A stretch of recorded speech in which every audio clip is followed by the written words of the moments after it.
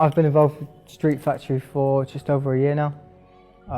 Toby recruited me out of my rehab centre, where I'd struggled for nearly 13 years with an alcoholic addiction. And then Toby came up and did a talk and a couple of little moves, and that was it. I was hooked. I was like, I want a piece of that. I want to look that good. Full Street Factory, sofa surfing, not knowing what I was doing, just in a mess really. Just trying to better yourself and become a better person than what you were, and steps and techniques of being able to do that, I suppose, yeah. So I get taught self-love mostly over everything else. Through learning to love yourself, you can then make your life so much bigger and better than you even thought it could be. You're taught to dream again, like when you were a kid. And I've been on the streets, I've slept rough. Trying to consider that as circumstantial. That wasn't my choice. Everything from now onwards is my choice, and just learn from everything that's happened from the past, because it's all just a lesson. And we just get taught how to become the best people we can be, really. I sat down and I've made my own morals, I've made my own principles. I'm working on a family crest. I mean, who works on a family crest? So my grandkids can go. My granddad made that, and that's what we stand for. and just know that you're in a place where you're not getting judged by anyone, you're not singled out, you're part of a unit, and that's Street Factory. You're given focuses, and then from that one focus and idea, it's upon yourself to make it so much bigger and do then what you want with it. I needed somebody to believe in me that said, you can be more than you think you can. You just have to want it, you have to believe it. 1, 2, 3, 10!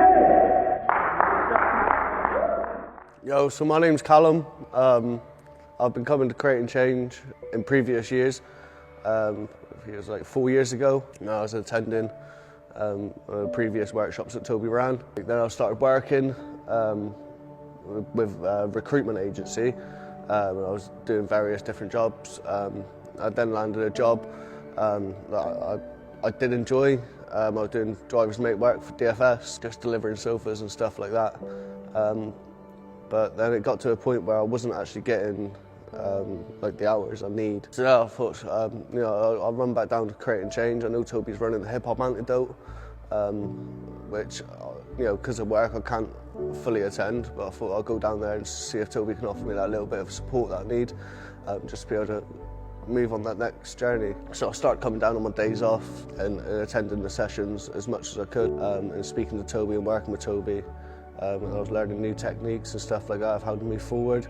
And within that, I seen a job pop up online that fitted what I wanted to do in life. So I applied for it. Within less than 24 hours, I had an interview for that place. I smashed that interview, man. Interview was like in the bag. And then 4 hours later, it was on the phone. Callum, do you want the job? I was like, yes. You know that. And this is where I'm at now. Happy. There's lots of progress for me now within this new job. The money's a bit better, which obviously helps. But the enjoyment and the experience that I'm going to get out of this job is the most exciting part for me, because I'm going to learn a lot doing removals. I'm going to be travelling up and down the country, seeing different places. There's chance for European work as well, so even going abroad, man, I've never been abroad. You know what I mean, that's brilliant. Just go abroad and work, that's sick. That is a life. You gotta live it. Thank you. Peace. Because of my anxiety and my autism, it gives me really bad anxiety as well, so it's like a double whammy. I've always been scared of meeting new people and going to new environments and places because I'm scared of the unknown. And because of that, I never usually actually just left the house unless someone came with me. And I actually came here by myself. When I met Toby, I thought he was actually a nice person because they're non-judgmental and that, because he even helped me calm down from a panic attack and I didn't feel judged or uncomfortable because I was having one. The rest of the staff and the team's really nice. They just, as I said, no one's judgmental, no one really cares, shall we say. As long as you're not hurting anyone, you do you. I only do it because I don't want my life to be what it was. And I'm just trying to, prove other people wrong, really. Because everyone told me that I can. So I'm trying to prove them wrong that I can. He does. A great-grandmother from Plymouth is proving you're never too old to give something a go as she prepares to show off her street dance skills at a festival later this week. Hip-hop Hilary Williams, who's 86, will be throwing some shapes and busting some moves as a member of the Street Factory team. I was going to dance on the hoe and do a lovely little waltz or something, and it turned out to be hip-hop. And the show she volunteered for is this Friday, called Roots Up. Say they can't change, but we see them. Say they can't learn, but we'll teach them. Peace, love, freedom, that's the reason.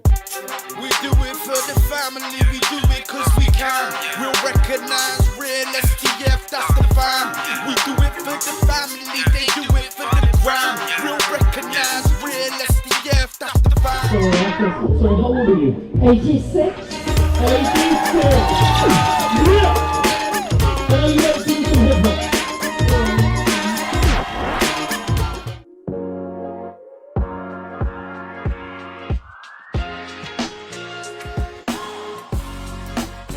Treat me fairly, free me, see me, justify your judgment equally, completely. I deserve fair trial, my actions have reasons, misunderstood but understood when I'm speaking.